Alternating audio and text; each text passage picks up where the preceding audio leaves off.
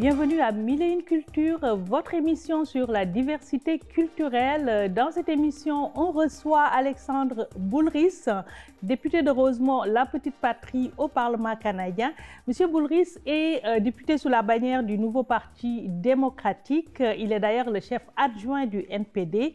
Un militant de gauche de la première heure, journaliste, sociologue, syndicaliste aussi réputé, qui s'est beaucoup engagé dans les mouvements de gauche et les mouvements communautaires.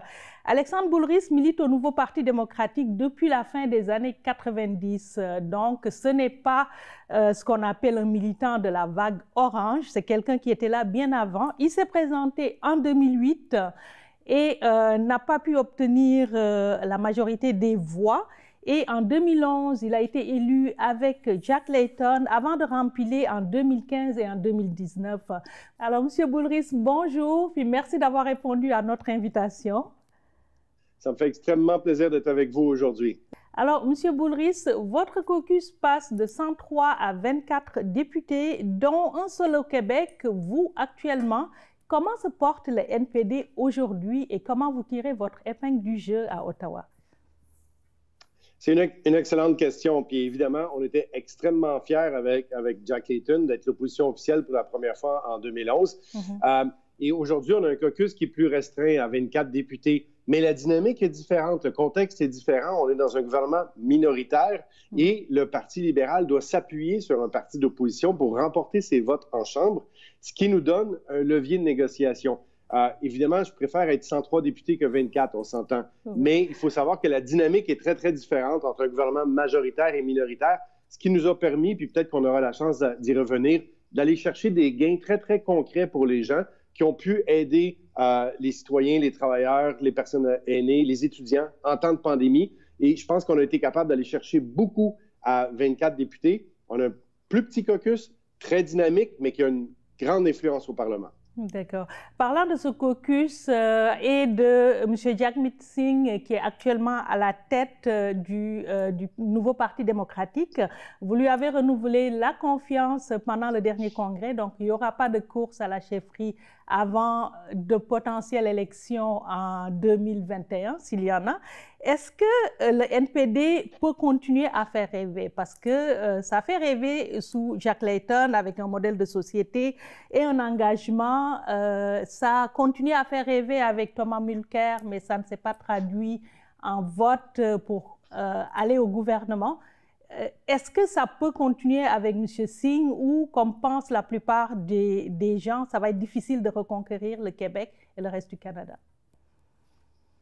Bien, écoutez, je pense qu'on est en bonne position pour avoir un mouvement de croissance, de recroissance avec le NPD. Quand on regarde des chiffres d'appréciation de Jagmeet Singh au Québec, il est un des rares leaders qui a beaucoup plus d'opinions favorables que défavorables.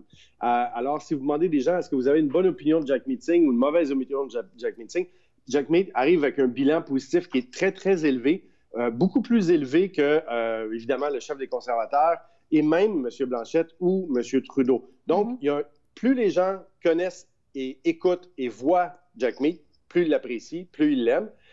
Et c'est ce qu'on voit sur le terrain aussi. Donc, on a un potentiel de croissance qui est vraiment intéressant. Si on regarde les chiffres sur les électeurs de 18 à 34 ans, ben c'est ça, on est les premiers ou on est ex-aequo avec les libéraux. Donc, les plus jeunes, la jeune génération est très à l'écoute des propositions du NPD, réagit très bien aux propositions puis à la voix de Jagmeet. Puis on est très fiers d'avoir le premier chef racisé d'un parti fédéral de l'histoire du Canada. Alors, c'est pas rien, c'est quelque chose. Alors, c'est une force de la diversité, d'une société inclusive puis multiculturelle qu'on veut mettre de l'avant. Alors, c'est le genre d'électeur qu'on veut aller chercher ou rechercher pour faire des gains. OK. Mais c'est aussi le genre d'électeurs qui ne votent pas assez souvent. Hein? Il y a tout un challenge à aller faire voter les jeunes de 18 à 34-35 ans et les minorités racisées. Vous évoquez le fait que c'est une première d'avoir quelqu'un des minorités à la tête d'un parti, mais est-ce réellement une force? Et puis votre position par rapport à la loi 21 au Québec ne semble pas vous rendre la tâche facile non plus. Hein? Bien, écoutez, on est un parti de gauche, donc on est un parti de principe, de valeurs, de convictions. Sur la loi 21, on a été clair dès le départ qu'on n'était pas d'accord avec une loi qui, selon nous, écartait des gens qui veulent avoir une profession très importante, par exemple d'enseignants ou d'enseignantes dans nos écoles, sous prétexte qu'ils portent un signe religieux. Et moi, dans ce débat-là, j'ai toujours dit que toute personne a le droit d'avoir ses croyances. Et ces croyances peuvent engager le fait de porter de manière vestimentaire certains signes. Par exemple, un foulard sur la tête pour certaines femmes musulmanes, et même pas toutes les femmes musulmanes. Ouais. Et la question qui m'intéresse... J'en porte pas. Voilà, c'est ça. Voilà. C'est parfait. Oui. En fait, ce qu'on veut, c'est le libre choix. C'est que si la femme veut en porter, elle en porte. Si elle ne veut pas en porter, elle n'en porte pas. C'est elle qui décide. Et on ne veut pas l'empêcher de devenir enseignante. Moi, je suis le père avec ma conjointe de 4 enfants. Donc, on a vécu les garderies, les CPE, l'école primaire, tout ça. Et ma préoccupation comme parent, c'est que le professeur ou la professeure soit une bonne professeure. Que ça soit une bonne enseignante. Après ça, qu'elle porte des signes religieux ou pas, ça ne dérange pas grand-chose. Et en fait, je n'ai jamais vu quel problème on essayait de régler ici. L'État est laïque, l'institution est laïque, l'école est laïque. Le professeur en tant que tel peut, lui, avoir des convictions, peut porter une kippa, peut porter une croix dans le cou ou un foulard si elle le veut. Alors, oui, on n'est peut-être pas en position majoritaire sur ce point de vue-là au Québec, mais je vous dirais qu'il y a beaucoup de gens qui partagent ce point de vue-là également. Et pour nous, c'est une lutte qui est très importante pour le respect de la diversité, de l'inclusion. Je ne suis pas quelqu'un de religieux moi-même, mais je respecte ceux et celles qui le sont. Et je pense qu'il y a beaucoup de gens, surtout dans les plus jeunes générations, qui sont très réceptifs à ce genre de message-là. Et puis, oui, on a une petite difficulté, il faut les faire voter. Il faut les amener aux urnes. Et je pense qu'il va y avoir une possibilité avec les prochaines élections, notamment avec le vote par la poste, de les impliquer peut-être davantage. D'accord. Tout ce que vous parlez m'évoque ce qu'on appelle les woke, hein, la nouvelle dénomination, ce que j'appelle les communistes de 2020-2021. Les gens appellent woke, donc tous ceux qui ont quelque part, qui défendent ces enjeux identitaires, qui défendent l'égalité ou qui parlent de race. Est-ce que vous ne pensez pas que c'est quelque chose qui va s'amener dans les élections au Canada, comme ça s'est amené aux États-Unis, puis quelque part, c'est l'argument d'une droite et d'une extrême droite qui est fortement en avance, de plus en plus qui se réveille là au Canada? Bien, écoutez, c'est sûr que ça va arriver en campagne électorale, vous avez parfaitement raison, puis on a juste à lire certains chroniqueurs du Journal de Montréal, pour ne pas le nommer, et puis c'est une chronique annoncée, là. On sait déjà presque qu'est-ce qui va être écrit.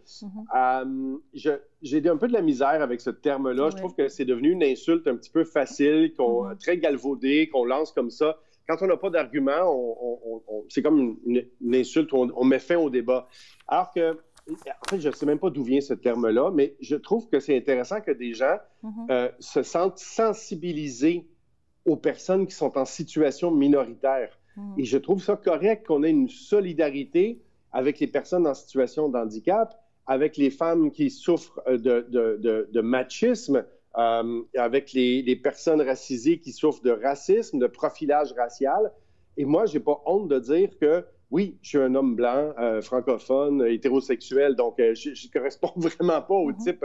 Mais d'être là, à l'écoute, d'entendre, d'être sensibilisé, d'être ouvert aux problématiques de gens qui sont dans d'autres situations plus difficiles que moi, et puis d'avoir un élan de solidarité puis de fraternité, je pense que c'est une bonne chose et je pense qu'on est capable, à la fin, de gagner l'argument, en fait, de gagner le débat. D'accord. Et parlant de minorité, on va terminer cette première partie là-dessus. On parle de langue avec un projet de loi, le projet de loi 96, qui va aussi impacter les minorités anglophones au Québec. Vous-même siégez au comité permanent des langues officielles au niveau du Parlement. Est-ce qu'on doit s'inquiéter au Québec pour les droits des minorités et puis quels sont les recours que les gens peuvent avoir avec le fédéral, mettons, surtout qu'on utilise beaucoup la clause non-obstant? Oui, l'utilisation de la clause non-obstant par le gouvernement du Québec mérite aussi. Je trouve que c'est abusif. On ne doit pas l'utiliser n'importe comment pour n'importe quoi. Je trouve que dans le cas de la loi 21, par exemple, c'était complètement inapproprié et le juge dernièrement a dit qu'effectivement, la loi était discriminatoire, mais qu'il ne pouvait pas rien faire à cause de ça. Sur la loi 96, il y a beaucoup d'éléments là-dedans. C'est très costaud, c'est très large. Nous, au NPD, on est très d'accord pour défendre le français, pour renforcer la position du français, pour améliorer la francisation des immigrants. On est d'accord aussi pour que la loi 101 s'applique aux entreprises de juridiction fédérale. Sur le détail, est-ce que ça va heurter les droits des minorités? On doit encore regarder ça un petit peu plus. L'accès au cégep, par exemple. Il y a des bonnes choses. Semble-t-il que les municipalités vont être capables de garder la possibilité d'être jugées une municipalité bilingue si le conseil de ville le vote dans ce sens-là. Donc, pour l'instant, ça semble avoir des bons côtés puis des côtés où on doit regarder un petit peu plus. Mais je vous dirais que contrairement à la loi 21, quand on regarde, nous, la loi 96 au départ, on est plutôt assez favorable aux mesures qui sont là, qui nous semblent assez équilibrées pour l'instant. Mais encore là, je ne signe pas un chèque en blanc encore. Alors, on va prendre une petite pause, Monsieur Boulris, le temps d'aller voir notre chroniqueuse culture, tendance et mode, Myriam Matondo. Puis, on revient à vous dans quelques minutes pour parler des enjeux au Parlement dans la gestion de la crise de la COVID. La nouvelle œuvre en réalité virtuelle du Centre Phi de Montréal a pour titre Carne y Arena, l'œuvre multisensorielle du réalisateur oscarisé Alejandro Iñárritu plonge le public au cœur de la réalité des migrants d'Amérique du Sud traversant la frontière des États-Unis. Elle est décrite comme une plongée dans un monde froid, violent et hostile qu'on souhaiterait imaginaire mais hélas bien réel. Si vous n'avez pas froid aux yeux et le cœur bien accroché, c'est une expérience multisensorielle, artistique et bouleversante à vivre à l'Arsenal Art Contemporain de Montréal. La présentation est prolongée jusqu'au 15 août. Les informations et l'achat des billets se fait sur le site internet de l'Arsenal Art Contemporain Montréal. Le 1er juin de 13h à 15h30, prenez part à la conférence Zoom organisée par les Belles Soirées de l'Université de Montréal. Le 3e épisode des conférences sur le thème Diversité et démocratie, Penser le Québec qui vient, portera sur Passer à l'avenir, penser la démocratie multiculturelle. L'achat des billets et les informations sont sur bellesoirées.umontréal.ca. Une série de conférences présentées par Amadou Sadio Barry, professeur de philosophie au Cégep de Saint-Hyacinthe. La chenille espionne est le nom du projet sur la compréhension de la biodiversité des plantes urbaines et comment cette biodiversité influence la présence ou l'efficacité d'animaux prédateurs. C'est le club des 4H du Québec qui le pilote et qui invite donc les familles, les écoles à y prendre part. L'idée, disent-ils, est d'installer de fausses chenilles sur les arbres en milieu urbain pour étudier les marques de prédation et mieux comprendre les impacts de la biodiversité dans ces milieux. Rendez-vous sur chenille-espionne.com pour inscrire votre famille, votre classe, votre groupe de CPE et surtout pour avoir tous les détails du projet, le protocole scientifique, comment transmettre les données aux chercheurs ainsi qu'une liste d'activités supplémentaires. Le projet débute dès qu'il y a des feuilles dans les arbres, donc c'est maintenant le moment de sortir le scientifique en vous. Merci Myriam. On retrouve notre invité, M. Alexandre Boulris, député fédéral de Rosemont-la-Petite-Patrie, sous la bannière du Nouveau Parti démocratique et chef adjoint du NPD. Monsieur Boulris, ça a été 2 années extrêmement difficiles pour les gens, pour les entreprises, pour vous sûrement aussi au Parlement. Vous avez dû vous ajuster avec la COVID.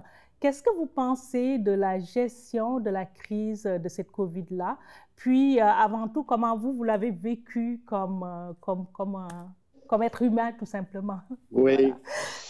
Ben, comme être humain, je l'ai vécu comme tout le monde, c'est-à-dire assez difficile. Et en plus, quand on est un ou une élue, notre travail, c'est de rencontrer les gens, c'est d'avoir des rencontres, d'écouter, de parler, de discuter. Alors là, d'être isolé comme ça, c'était assez difficile. Mais bon, comme pour tout le monde. Et puis, au départ, il y avait beaucoup de détresse aussi. Hein. Je dois vous avouer que pour un bureau de député, les gens qui avaient énormément de questions, que ce soit sur la santé, que ce soit sur le virus, que ce soit sur les programmes d'aide qui étaient disponibles ou pas, on avait énormément de demandes dans les bureaux de députés. Donc, mon équipe a travaillé énormément fort. Puis au Parlement, comment ça s'est vécu, c'était, je dois vous avouer qu'au départ, là, pour être tout à fait franc, il y a quand même eu une belle collaboration de tous les partis pour dire, là, on arrête un petit peu les jeux, puis les attaques, puis les accusations. Et quelle solution on peut trouver? Ça ne veut pas dire que je ne suis pas critique du gouvernement. Inquiétez-vous pas si vous voulez que je fasse des critiques, je vais en faire. Mais au départ, on avait un vrai accès aux ministres, au cabinet, aux fonctionnaires, puis on essayait. Les programmes se construisaient au fur et à mesure et se changeaient au fur et à mesure. Alors, on a vraiment poussé, négocié pour essayer d'aider les gens le plus possible. D'accord. Puis, actuellement, rendu au bout de 2 ans, on dit qu'on arrive au bout du tunnel. Est-ce que réellement le cas? Puis, qu'est-ce que vous faites un peu le bilan de toute la gestion de cette crise-là par le gouvernement? Ben, là, c'est sûr que là, il y a un bilan où nous, au NPD, le petit caucus de 24, on a travaillé très fort, puis on a été capable d'ouvrir des programmes pour améliorer l'aide aux gens. Par exemple, la prestation d'urgence était de 1 000 $ par mois au départ. On l'a fait monter à 2 000. Elle n'était pas accessible aux travailleurs autonomes puis aux pigistes à qui il restait un revenu d'emploi. On l'a ouvert pour les travailleurs autonomes. Il n'y avait rien pour les étudiants. On a fait une prestation pour les étudiants et on a réussi à les renouveler puis à les faire en sorte que dans le temps, ça se prolonge. Également, bonifier la subvention salariale. Donc, un paquet de choses qu'on a faites. Et ça, c'était bien, mais je suis assez critique du gouvernement comment ils ont négocié l'accès aux vaccins. C'est-à-dire qu'ils n'ont pas négocié qu'on était prioritaire avec aucun contrat, ce qui a fait en sorte qu'on a perdu du temps au Canada pour avoir les vaccins. Et ça, je trouve ça un petit peu dommage. Là, en février, mars, on aurait pu commencer la vaccination, mais on était comme 4e, 5e en priorité dans les contrats que le gouvernement avait fait, parce qu'on négociait avec beaucoup de compagnies en même temps, mais on n'était pas numéro 1 dans aucun contrat.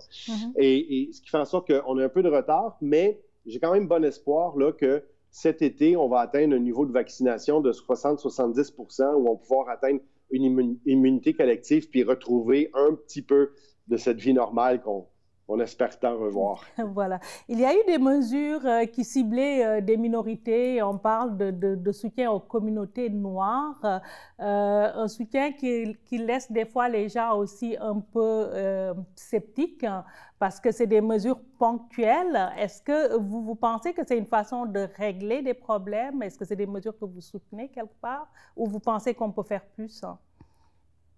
Bien, c'est des mesures qu'on soutient, c'est même des mesures qu'on demandait depuis quelques années. Quand on regarde que ce soit le taux de chômage, l'accès au logement, tous les impacts du racisme systémique dans les institutions, on voulait avoir des programmes qui s'adressent, par exemple, aux entrepreneurs, aux gens d'affaires, hommes et femmes, peut-être surtout femmes, de communautés afrodescendantes, pour être capable d'avoir un soutien supplémentaire, pour éviter les discriminations ou les biais systémiques qui existent dans nos institutions, qu'elles soient privées, publiques ou les banques. Donc, c'est quelque chose qui est bien.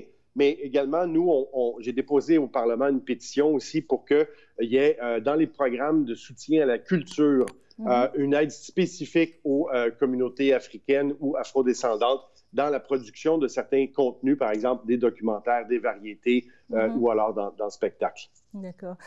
Vous avez parlé un peu de tout ce que vous avez demandé et que vous demandez depuis longtemps, donc les soutiens aux communautés noires, les logements abordables, l'environnement, les services de garde universels, l'assurance médicaments universelle, le revenu minimum garanti, tout ce qu'on attend en fait d'un parti de gauche, d'un parti qui se soucie un peu de la masse populaire, mais ces enjeux portés par le NPD sont de plus en plus poussés en avant par les libéraux. Est-ce que vous êtes en train de vous faire doubler par la gauche, par les libéraux? Écoutez, je ne crois pas parce que au-delà du discours, il faut qu'il y ait des actions. Sur les services de garde publique, les libéraux l'ont promis la première fois en 1993. Ils ne l'ont jamais fait. Sur l'assurance médicaments, ils l'ont promis la première fois en 1997. Ils en parlent encore, mais ils ne l'ont jamais fait. Ils font absolument rien pour taxer les géants du Web, leur faire payer des impôts au Canada, ou s'attaquer au problème des paradis fiscaux. Alors là-dessus, on a une position qui est carrément différente, qui est vraiment progressiste par rapport aux libéraux. Et sur l'environnement, ils sont incapables d'atteindre les cibles fixées par Stephen Harper. Puis en plus de ça, ils ont pris l'argent public pour acheter un pipeline, le pipeline Trans Mountain. Alors, il faudrait à un moment donné que, excusez l'expression, que les bottines suivent les babines. C'est bien beau de le dire dans le discours. Après ça, il faudrait que les libéraux le fassent, puis ils ne le font pas. OK. Et tous ces enjeux-là, qu'est-ce qui reste des enjeux du NPD que vous allez porter, vous, pendant les élections, ce qui va faire une grosse différence, mettons, avec la plateforme libérale ou la plateforme des Verts? Hein? Par exemple, on est le seul parti, nous, au NPD, qui veulent avoir une taxe sur la fortune. Si vous avez plus que 20 millions de dollars de biens, vous allez payer un petit peu plus. On veut aussi le seul parti qui veut avoir un impôt sur les profits excessifs. C'est-à-dire que quand on regarde dans les dernières années, il y a des compagnies qui ont fait énormément d'argent avec la pandémie. On pense à Amazon, évidemment, ou à Netflix. Et ce taxe-là sur les profits excessifs, on est le seul à en parler. On a eu une étude du directeur parlementaire du budget. Ça représenterait 8 milliards de dollars par année qui rentrerait comme revenu pour le gouvernement fédéral. On a aussi des propositions pour annuler les dettes étudiantes qui coûteraient 4 milliards de dollars par année. Alors, on pourrait utiliser cet argent-là pour aider les étudiants à éliminer leurs dettes puis avoir un meilleur accès au marché du travail puis à l'achat d'une maison au début dans la vie. Je pourrais vous parler évidemment des logements sociaux puis abordables. On a des bonnes propositions là-dessus. Un paquet de choses où on va être capable d'avoir notre propre voix. D'accord. Est-ce qu'on peut s'attendre à des élections cet automne? C'est d'après vous? Nous, au NPD, on ne souhaite pas avoir d'élections en temps de pandémie pour des raisons de sécurité publique puis de santé publique. Là, peut-être que cet automne, si on a un taux de vaccination qui est assez élevé au sein de la population, on pourra envisager des élections, mais c'est surtout aux libéraux de le décider. Et s'ils veulent des élections, mais qu'ils en assument la responsabilité. Nous, on est prêts à travailler puis à être constructifs pour amener des solutions puis aider les gens concrètement. D'accord. Ça va être quand même un test pour le leadership de M. Singh, puis un test aussi pour vous au Québec pour essayer de reconquérir toutes ces circonscriptions que vous avez gagnées. Êtes-vous prêts? Et si jamais ça ne marchait pas, mettons qu'il y aurait une course à la chefferie après ces élections, pensez-vous être candidat, qu'il y ait quelqu'un du Québec à la tête? La question à 1000 balles. Oui, c'est une très bonne question. C'est très spéculatif. Il va se passer beaucoup de choses avant ça. J'y réfléchirai vraiment avec beaucoup d'intérêt et de sérieux. Mais pour l'instant, mon objectif, c'est d'être élu dans Rosemont-Petite-Patrie, faire élire Nima Machouf dans Laurier-Sainte-Marie, faire élire Catherine Roy-Goyette dans Hochelaga et Sophie Thibault dans Verdun pour avoir une bonne équipe Québec, NPD aux prochaines élections pour qu'on revienne au Parlement pour parler des enjeux de gauche, d'environnement, mais du Québec aussi. Alors, M. Boulris, on va se quitter sur une note un peu plus joyeuse. J'imagine qu'après des journées bien remplies, des semaines à Ottawa, puis dans votre circonscription, il y a quelque chose qui vous permet de faire le vide. Pour nous, ça va être notre coup de cœur pour cette émission. Qu'est-ce qui vous permet un peu de vous évader de toute cette grisaille des fois qu'il y a autour de la politique? Bien, la famille, les enfants, d'abord et avant tout, je vous dirais, c'est très important, ma conjointe, les enfants, mais également l'humour, beaucoup de sketchs d'humour que je regarde quand je suis à Ottawa. Puis la musique, et cette chanson-là, L'Amérique qui pleure, n'est pas nécessairement joyeuse, mais elle est lucide, et je pense qu'elle a un bon regard sur notre société. Alors, c'est une belle chanson des Cowboys fringants. Merci beaucoup, M. Boulris. On va continuer à vous suivre et puis à suivre avec intérêt ce qui se passe sur l'échiquier politique au Canada. Ce fut un plaisir de vous avoir avec nous sur le plateau de Mille et une Culture. Merci. Nous allons donc nous quitter avec ce coup de cœur de M. Alexandre Boulris, député NPD de Rosemont-la-Petite-Patrie, L'Amérique pleure des Cowboys fringants. Quant à moi, je vous donne rendez-vous la semaine prochaine pour le dernier épisode de Mille et une Culture et je vous souhaite à tous et à toutes une bonne semaine. Encore un jour à se lever, en même temps que le soleil, la face encore un peu poquée, mon 4 heures de sommeil. Je tire une coupe de puff de clope, job done pour les vitamines, puis un bon café à l'eau de mop, histoire de se donner meilleur mieux. Yeah.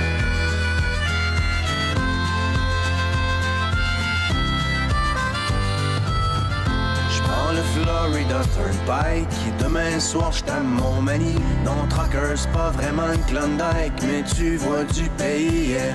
Surtout ça te fait réaliser que derrière les beaux paysages, y a tellement d'inégalités et de souffrance sur les visages. La question que je me pose tout le temps, mais comment font tous ces gens pour croire encore en la vie dans cette hypocrisie?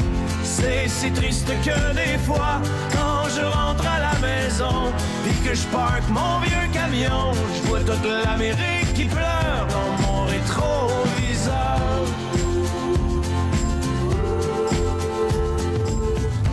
Moi je traîne dans ma remorque tous les excès de mon époque, la surabondance surgelée, shootée, suremballée, yeah. Pendant que les vœux pieux passent dans le beurre, que notre insouciance est repue, c'est dans le fond des containers que pourront pourrir les surplus. La question que je me pose tout le temps, mais que feront nos enfants quand il ne restera rien que des ruines et la faim? C'est si triste que des fois, quand je rentre à la maison, puis que je parque mon vieux camion, je vois toute l'Amérique qui pleure dans mon rétroviseur.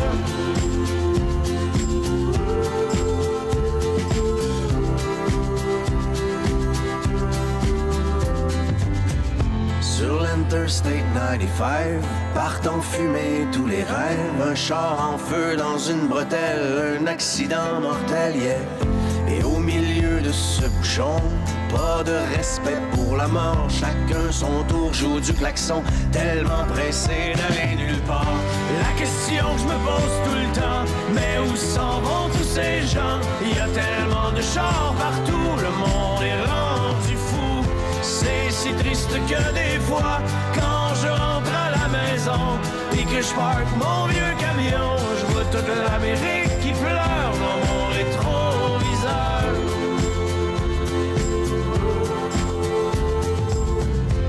Un autre truck stop d'autoroute, pogné pour manger de la chenoute. C'est vrai que dans la soupe du jour, y a plus tellement d'amour, yeah.